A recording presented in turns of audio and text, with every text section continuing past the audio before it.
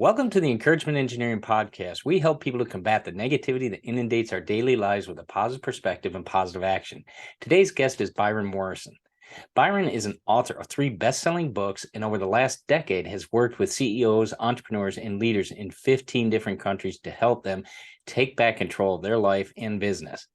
Life hasn't always been this way, though. For most of his life, he was his own worst enemy, sabotaging everything from his health to his relationship and his personal success. And after his dad's cancer, he went on a journey of transformation where after losing 50 pounds and turning his life around, he set out on a mission to help others take control of their life. For the past decade, Byron's been working with people from around the world to help them get out of their own way so they can start living the life they want. Everything he's done has built up to his new book, Maybe You Should Give Up, 7 Ways to Get Out of Your Own Way and Take Control of Your Life, which is hitting stores this June. So please welcome to the show, Byron Morrison. Byron, thank you so much for taking the time today. I really appreciate it.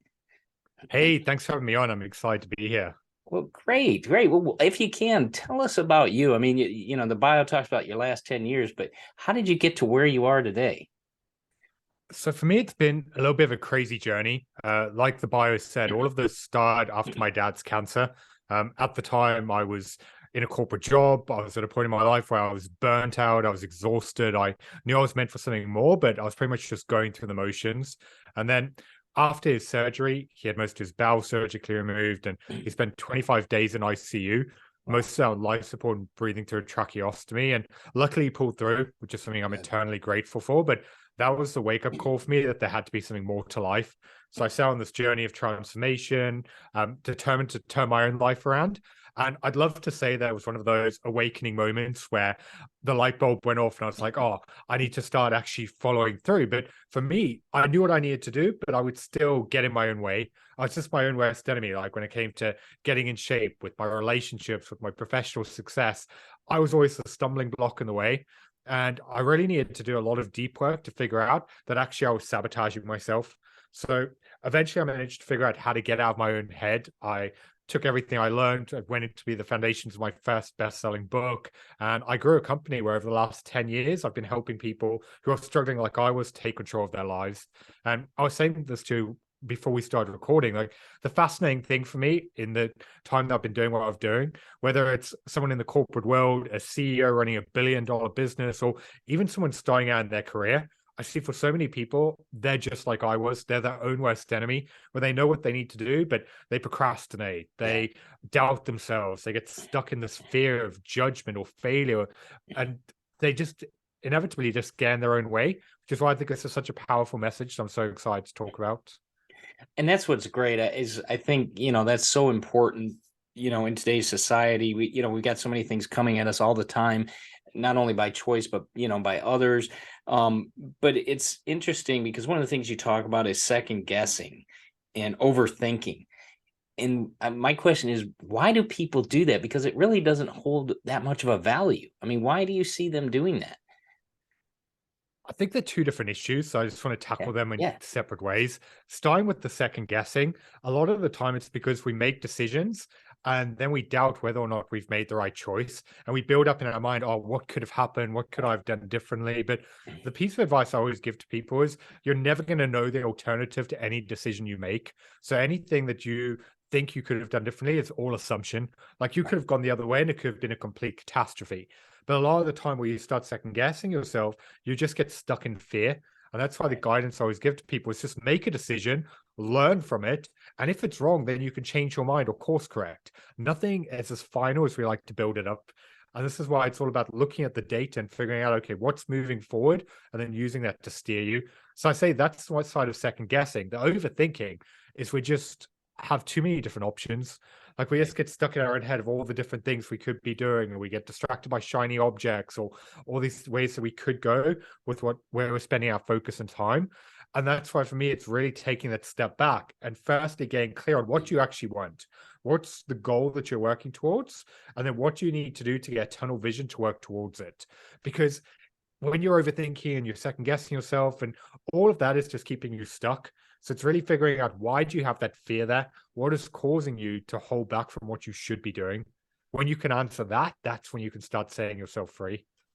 Well, it was interesting because you were talking about one of the things you mentioned is, if you will, that you realized from your dad's cancer, and that realization that, life can stop at a moment's notice, not only for us, but anyone else. But what was that point of transformation? I mean, how did you, let's help the people understand, how did you do that? I mean, was it, you took some time off? What did you do to get your head clear, to get your mind clear on who you were and what you needed to do? So I started small. I'd be lying if I said there was some big miraculous change. Like, I just was, at the time, I was burnt out, I was Right. overweight, I was very unhappy in my situation. And for me, the first thing that I gravitated towards was, I need to get my health on track. Like, Right. I'd just seen everything he went through. So I was like, I need to start getting in shape. And I was always the person who never wanted to step foot in the gym. I thought the working out was for people who I didn't want to be like, who I wasn't like, and I wouldn't fit in there. So I always dismissed it. So Mhm. that was something, I had this huge mental block and fear that I had to overcome. So eventually I started pushing myself. I started getting into training in the gym, realized that actually this thing that I had said I never would enjoy, I actually really did actually Yeah. enjoy. So that was almost the catalyst. From there, where I started working out, I started to eat better. I wanted to learn more about nutrition because I was tired of messing up and dieting and all of these a never ending kind of one step forward, two steps back results. That then got me into personal development. I started reading more books about mindset and bettering yourself. And it was very much a snowball effect. Cool. So the big thing for me, and this is the advice I always give to people, is you just need to push your comfort zones. Because for me, it was starting to work out. For someone else, it could be reading a new book, could be listening to a Right. podcast, it could be speaking to someone who is you aspire towards. Maybe someone who's more successful than you, who's got the life that you want to live. Start figuring out, and having exposure to these different environments will give you a new perspective on not just what's possible, but who you are and what you can actually start focusing on. Right. And those are good points too, because I think that is one of the biggest things we hold ourselves back with, is that fear, that those stories we play in our head of all the things that could go wrong. We're not guaranteed those are going to happen. We're not guaranteed we're going to have success either. But I'd rather think about the possibilities rather than the fear of Yeah. things. And how is that? It seems like you realized that was what was holding you back, that fear of not wanting to be like the person you don't want to be. And then once you did it, the small steps, you found out how much you liked it. I think a lot of people, if you heard that, please understand, we don't have to, eat the whole whale at one bite. We can eat it one bite at a time. And so I think that's important to understand those small steps. So thank you for that. Yeah. There's one Um, thing I'd love to add to that quickly before we move mhm. on. I see part of the biggest reason why people get stuck and don't make progress is they get too caught up in the vision of what they're trying to achieve. Right. And that is incredibly overwhelming, because when you think, oh, I want to build this big business, or I want to get in shape, or I want to achieve this amazing thing, that can be so daunting. And that's why a big piece of advice I could give to anyone listening to this is, break it down. Really, like you said, with small steps. Think about, what is the first thing you need to do? What is the one action you need to take that's going to move you along? That could be getting that workout in. It could be posting that video on social media. It could be picking up the phone to call that potential client. Rather than just getting caught up in what you want to accomplish, just think about, what action can you take today that's going to move you forward. Suddenly, then it doesn't seem so scary. It's like, Right. you know what, I could do that. Yeah. That's how you build your confidence. You get momentum. And a few weeks will pass, and you've made all of this progress without feeling like you overwhelmed yourself or overhauled your entire life. And that's a great piece, I think, to help people realize, our society goes at such a fast pace. It's crazy. We're a microwave society, and we need to remember this is a crock pot world, and we got to shift our thinking that, it's not going to happen overnight. And so taking those small steps helps you to understand, what you need to do and accomplish that. So you build those accomplishments, so you can build that video, if you will, in your head. So you play that over and over and over again in your head of the accomplishments, rather than the fear of the failures of what may not even occur. I mean, even you mentioned you work with CEOs.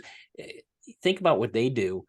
I mean, they may run, $100,000 company, run a $1 billion company, but they have department heads or senior vice presidents that run the other areas. So they don't have to think of all the complexities of every piece of the business. They can focus on their growth and the customer acquisition, et cetera. and the others can focus on some of those other things. Yeah, and it's just really figuring out what you actually want and then how do you guide yourself towards it. Because a lot of the time you may try and do too much, and that's Yeah. exactly is what's saying you're up for fail to fail. But this is where really where fear is such an interesting conversation for me, because a lot of the time we build it up in our head as this huge catastrophe. We start talking ourselves out of what we should be doing because we see it as this huge ordeal. It's Right. like if you want to reach out to a customer and you build up, oh, what if they reject me? Or you want to go speak to that person and what if they turn you down? Or you want to go for that promotion and you don't get it. You just build it up as this huge end of the world thing. Whereas a lot of the time, it's actually not that bad. Yeah. Like we've really convinced ourselves that things are going to be far worse than they actually are. And this is why I think such a powerful way of thinking and reframing in your mind is really understanding why you're feeling the way that you do. And it's just having a look and just being like, actually, that fear that you have, is that actually reality or is it Right. just a story you're telling yourself? And how else could it turn out? Like, what if it goes right? What if you get amazing results? What if it goes to plan? And even if it goes wrong, is it really that bad? When you Right. can start reframing it and understanding where it's coming from, it becomes so much easier to push through it because you can see that that catastrophe isn't real. It's just something you're convincing yourself to talk yourself out of going after it.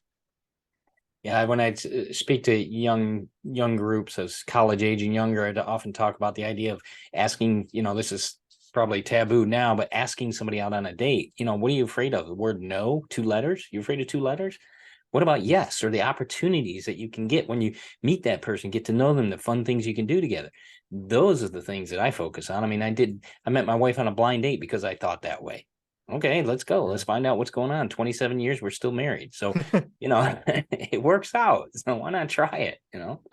Um, And you mentioned some things too that are interesting. Short-term thinking. Tell us about that, if you would. so what I found is that most people live their life making decisions based on comfort or pleasure or that in the now satisfaction. Okay. And a lot of the time that takes them away from their bigger long-term goals and what they truly want. And that's why I found if you really want to be successful or create a life that other people never will, you have to start making choices that other people won't. And that means putting yourself in a situation where you think 5 steps ahead and just look at, okay, what are the consequences of me doing this, both positive and negative? It could be a case of if every single day you're trying to lose weight, as an easy to follow health example, if you're not paying attention to your diet, it may not seem like a big deal in the moment. But if Right. you do that every single day throughout the week, you're going to go in the other direction. It's exactly the same if you want to launch that business or advance in your career. When you're procrastinating and scrolling through Instagram rather than working on that project, what are the consequences that that's having? And it's just all about thinking out, okay, how do you put yourself in the best position to win? And if you Right. look at the most successful people of all time, they always think 5 steps ahead. They know, okay, if I take this action, this is the steps it's going to lead me towards, and this is going to be the payoff. Because a lot of the time, the bigger payoffs in life are going to have big sacrifices short term.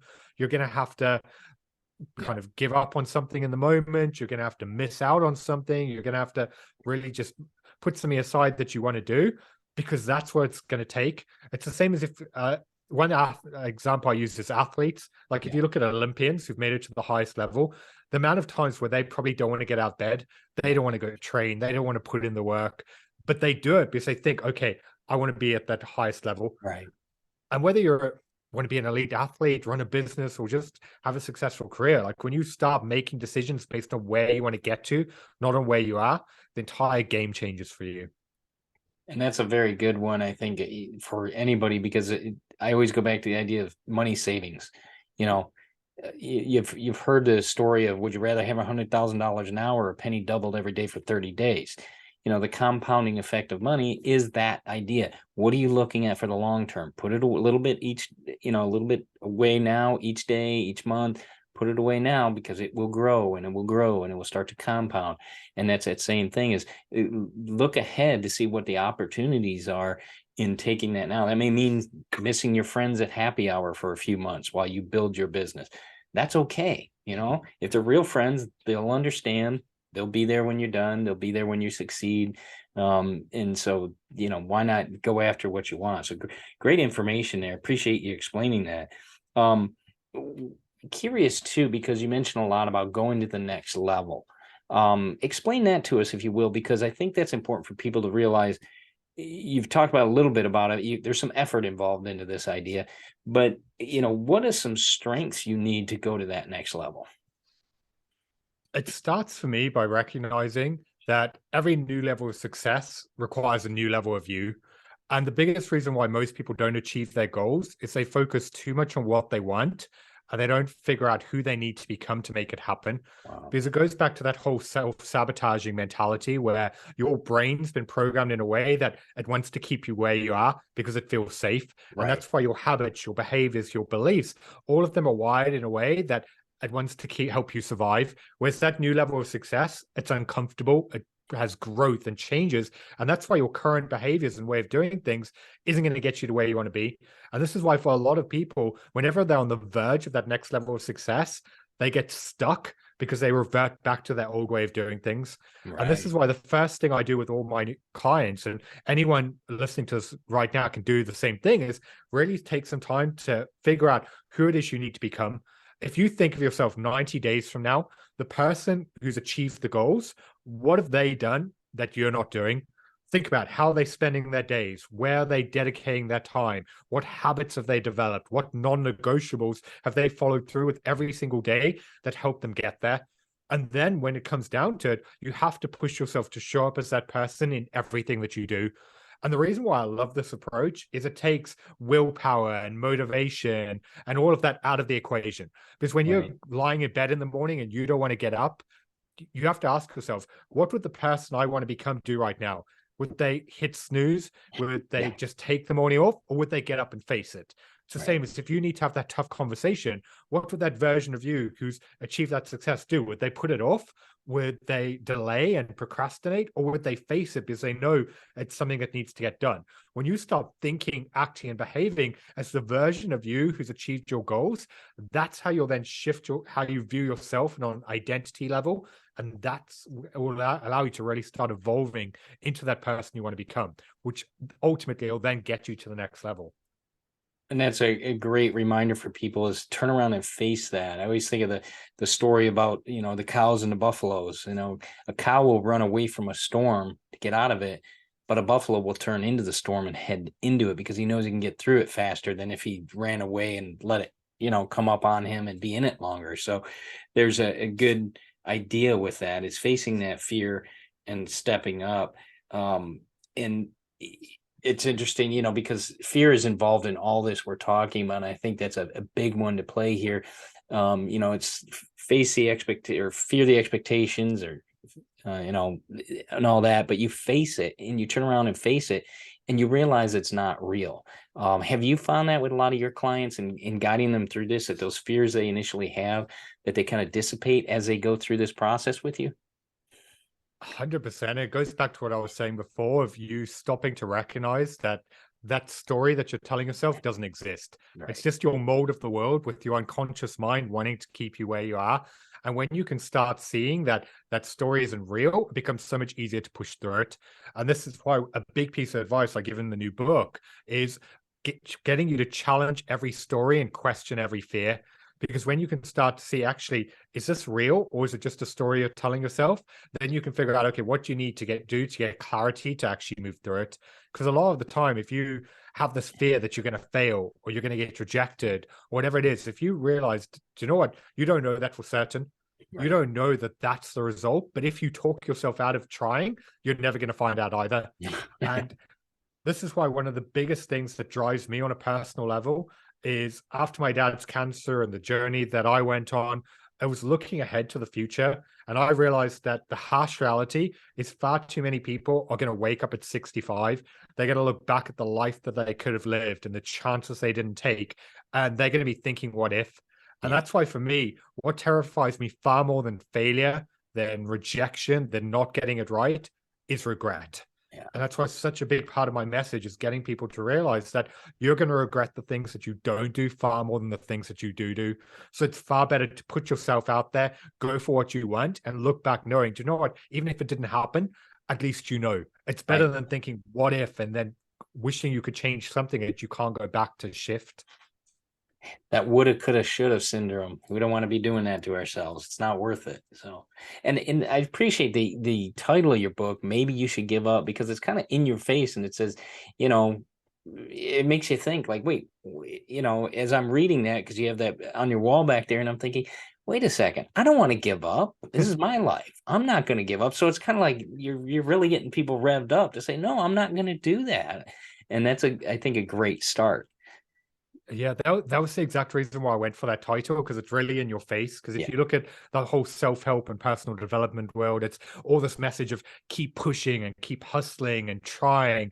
But what if you're trying the wrong things? Yeah. What if you're trying the same strategy over and over, hoping for a different result? Is trying more really the answer? And that was one of the big realizations I had in my own journey. And then I uncovered that actually giving up on things that are holding you back is actually the secret to success. If you Right. look at the most successful people of all time, they give up on stuff constantly. They give up on strategies that aren't working. They give up caring on about what other people think. They give up on all of their excuses or reasons it can't be done.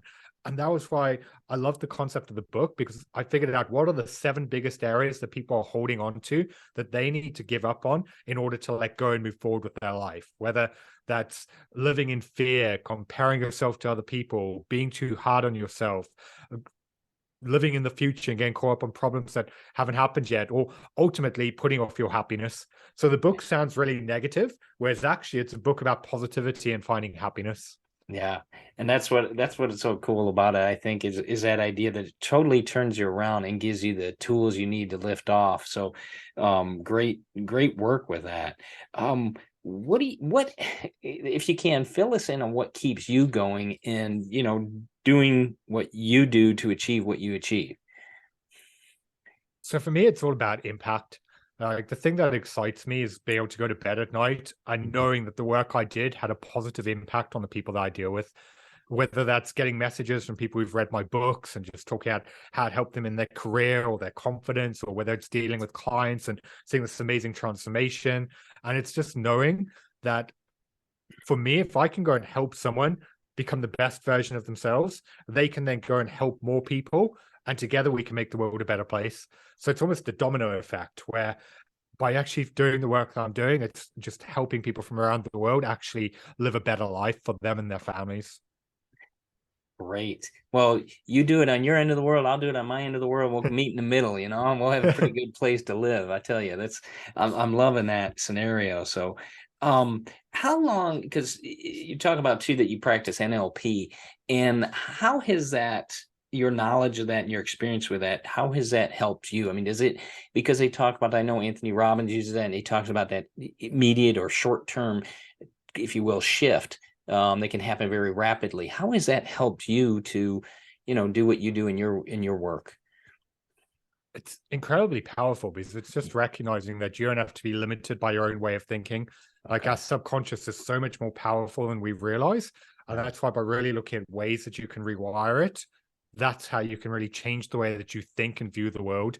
So I first came across NLP probably about 8, 9 years ago.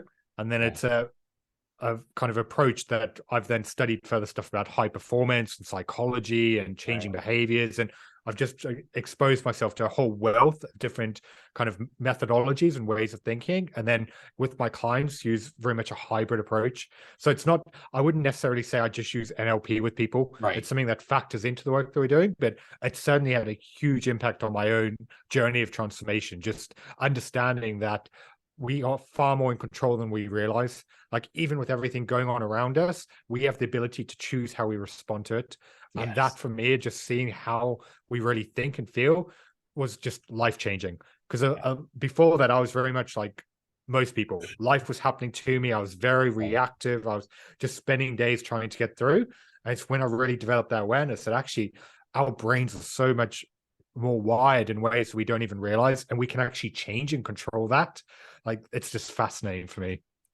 Yeah, that idea that we do have the control, I think that's important for people to realize. We have the control, we have the power. and we can make great things happen. Like you said, change that subconscious mind and how it thinks. It's not just a cog in a wheel that you're just using for motor skills.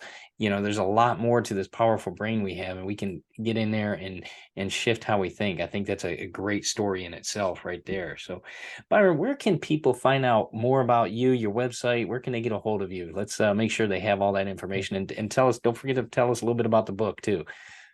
Yeah, so the easiest place to find out more about me is at byronmorrison.com. I'm also active on LinkedIn, Facebook, Instagram, and TikTok. Just search for Byron Morrison or author Byron Morrison.